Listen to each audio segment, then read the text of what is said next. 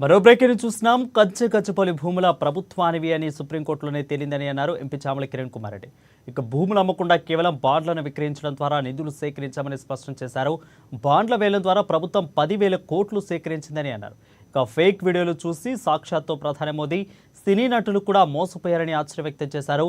క్యాబినెట్లో పెట్టకుండా ఈ కార్ రేసు కోసం కేటీఆర్ 100 కోట్లు మళ్లించారని ఎంపీ చామల కిరణ్ కుమార్ రెడ్డి ఆరోపించారు.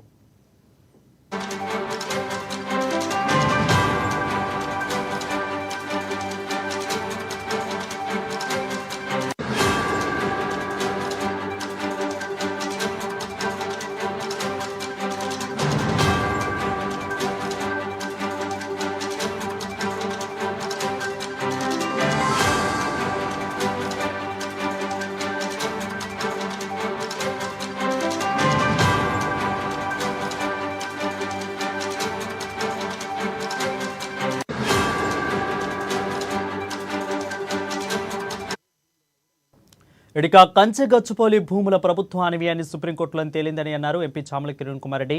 భూములు అమ్మకుండా కేవలం బాండ్లను విక్రయించడం ద్వారా నిధులు సేకరించామని స్పష్టం చేశారు. బాండ్ల వేలం ద్వారా ప్రభుత్వం 10,000 కోట్లు సేకరించిందని అన్నారు.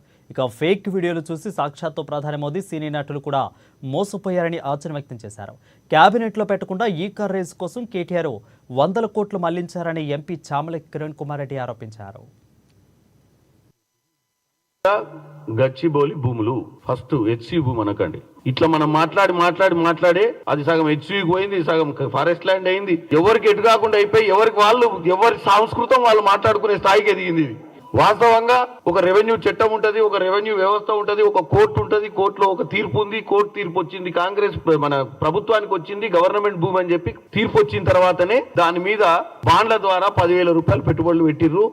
టీజీఐఐసిసి పేరు మీద పెట్టినప్పుడు నిన్న కూడా దాని గురించి చెడు ప్రచారం చేయడానికి ప్రయత్నం చేసి అది ఆ భూమి ఎవరిదో తెలియకుండా. నేను ఒకటే చెప్తున్నా, మన భూమిలో కంప చెట్లు పెరిగినా ఏ చెట్లు పెరిగినా గొడ్డలతో కొట్టే రోజులు పోయినాయి. ఎక్కువ మంది కావాల్సి వస్తుంది కాబట్టి క్లీనింగ్ చేసేటప్పుడు బుల్డోజర్ అనేది వాడతారు. కానీ ఈ రోజు నరేంద్ర మోడీ గారు మాట్లాడుతున్నా, ఏ సినిమా యాక్టర్లు మాట్లాడుతున్నా ఎట్లా మాట్లాడుతున్నారు అంటే, మనం డైరెక్ట్ ఫారెస్ట్ లకు పోయి ఫారెస్ట్ ల్యాండ్ లో మనం బుల్డోజర్ నడుపుతుంటే జింకలన్నీ ఈ మిషన్ల మీదకి వెళ్ళి దూకిపోతున్నట్టు, సింహాలు ఏనుగులన్నీ అడ్డం వచ్చి జరుపుతున్నట్టు. ఏంది సినిమా షూటింగ్? అరే జంతువులు ఎందుకు ఉండవు? మీ ఊరు ఎక్కడ? ఏ ఊరు మీది? ఎల్బీనగర్ అయితే జంతువులు ఉండవు. కొంచెం నల్గొండ అయితే చెప్తాను.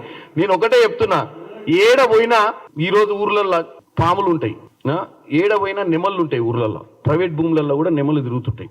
ఏడవైనా మీకు కుందేళ్లు ఉంటాయి, ఏడవైనా అడవి పందులు ఉంటాయి. సింహాలు ఉంటాయా?